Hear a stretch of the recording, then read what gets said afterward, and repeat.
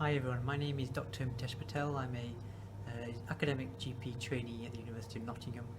This short video is on a systematic review showing the lack of diagnostic criteria and tools developed for lower limb cellulitis.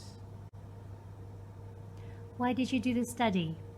Well, with cellulitis, what we know is that it's a common presentation in both primary and secondary care, but it can be a challenging diagnosis to make, with around 1 in 3 suspected clinical diagnosis of cellulitis found to be alternative diagnosis on discharge. Patients as well as clinicians at a priority setting partnership on cellulitis emphasise how diagnostic criteria and diagnosis are important areas of future research. And so I wanted to find out if any current diagnostic criteria tools are currently available. How did you do the study? So OVID and M-based databases were used and all types of studies were included. The search terms are centred around the words cellulitis, diagnosis and criteria. It's important to note that studies where the site of cellulitis was not specified, or if the results for low limb cellulitis could not be separated, were excluded. The quality of the studies were assessed using the QUADAS-2 tool.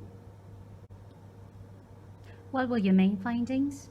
So 8 observational studies were included for narrative synthesis, of which 6 were case control studies.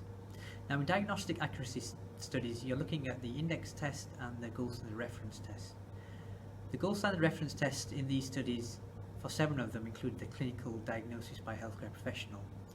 With regards to the index test, this ranged from looking at clinical features to biochemical tests such as procalcitonin, to imaging and a diagnostic tool. None of these index tests were repeated and validated in future studies. All the studies also had at least one high-risk domain for risk of bias. Why is this relevant to dermatologists? This systematic review has highlighted a research gap in cellulitis.